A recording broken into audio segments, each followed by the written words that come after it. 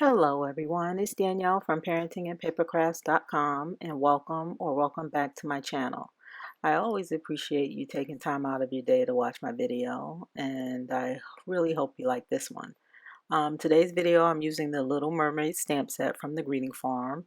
I've had this set for a long while and I haven't made many projects with it. If I think about it, probably one prior to now.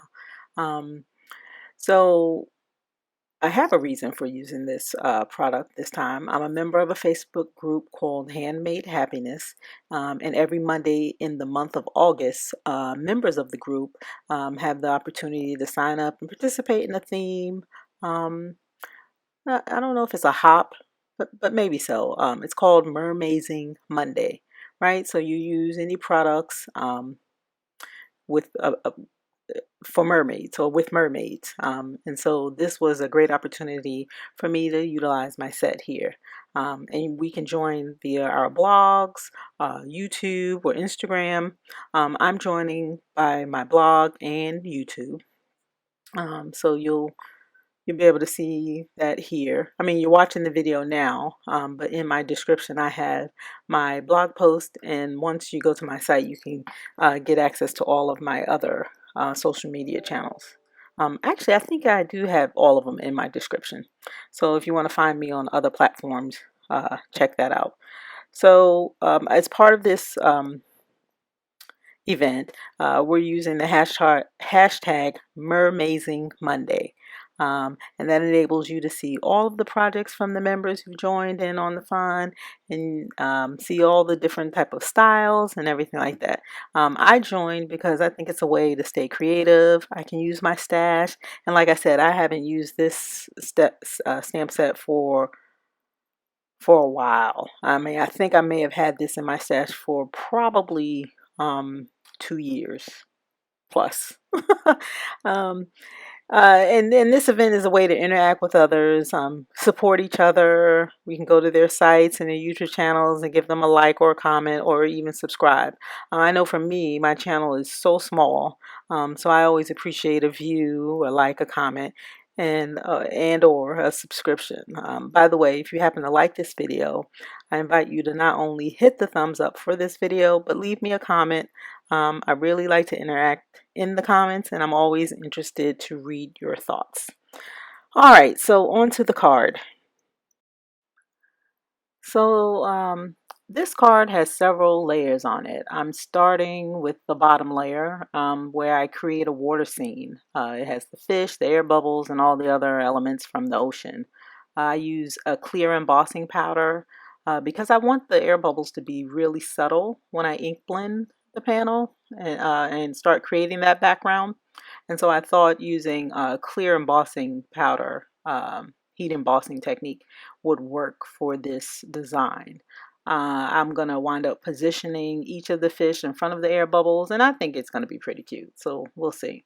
I use Distress inks to ink blend the background. I use the pool stencil from My Favorite Things, and you'll see me offset it. Now, if I'm 100% honest, initially I didn't plan on offsetting it, but I didn't secure my panel down well enough, so it moved. And then I started to blend, and I thought, oh wow. So anyway, I just stuck with it, and so it's kind of offset, and I think it gives an interesting look in the end. You have to tell me what you think. So my next layer, I'm using my Distress Oxide inks. Oh, let me back up here. After I ink blend using the stencil, I always go over with a light hand and just fill in the white space there. I'm only focusing on the middle of this card panel because that's going to be my bottom layer. And you'll see what I'm working on now, which is the top layer. So I'm covering the entire panel using my Distress Oxide ink. I wanted a color that was like eye-catching and really bright, and I think I achieved that, and using dried marigold, so it's really, really bright. So I'm giving complete and full coverage on this card panel.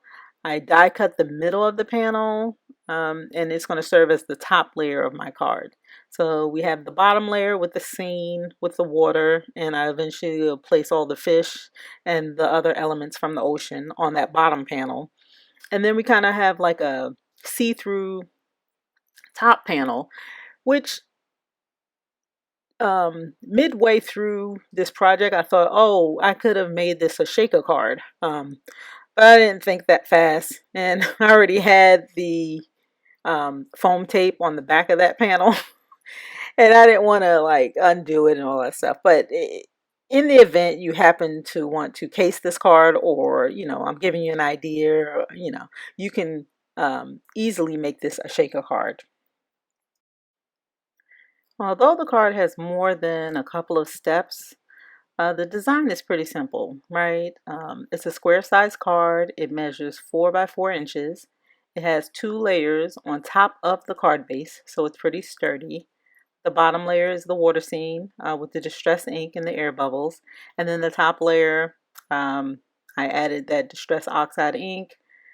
I used the circle die to cut out the middle of that panel, and using the double-sided foam tape, it adds dimension, right? So it gives the card a little character.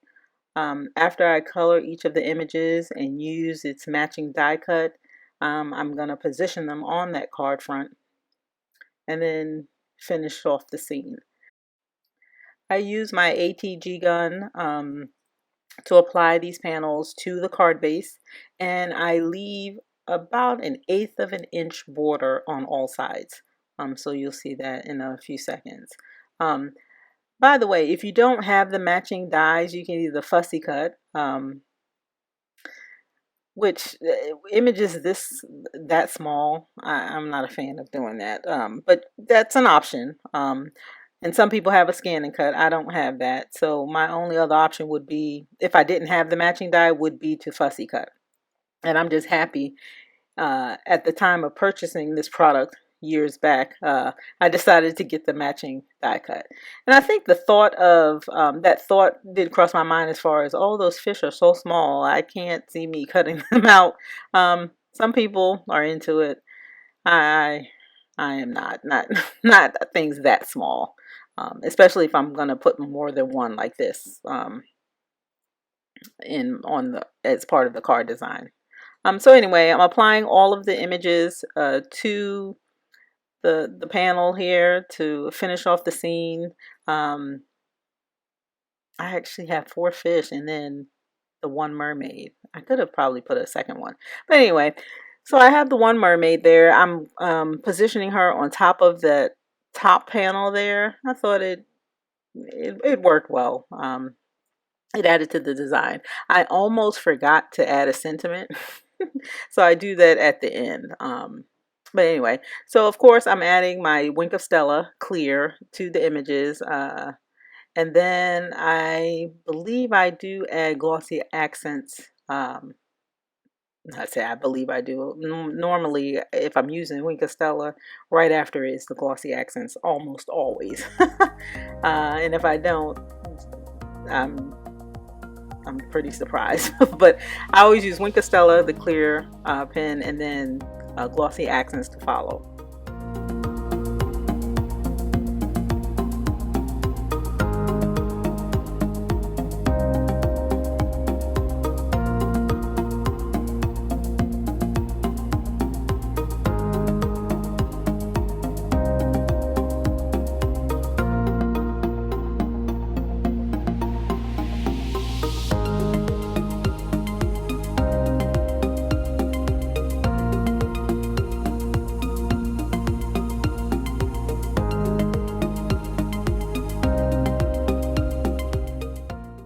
So now that the card is assembled, it's time to add the sentiment. I decided to use the sentiment that reads, "You were made to be awesome."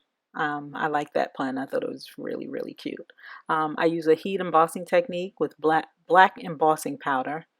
I just cut out the sentiment and I adhere it to the top right of the card panel to finish off the card. Overall, I think the card is pretty cute. It certainly fits within the theme of a Mermazing Monday. So remember to look out for the hashtag Mermazing Monday to see the other projects using this theme. If you like this video, please give me a thumbs up. And while you're at it, leave me a comment. I always like to interact. You can find additional details, including more images of this card, in the description of this video, and it'll lead you to my blog post with all that information. Thanks again for watching.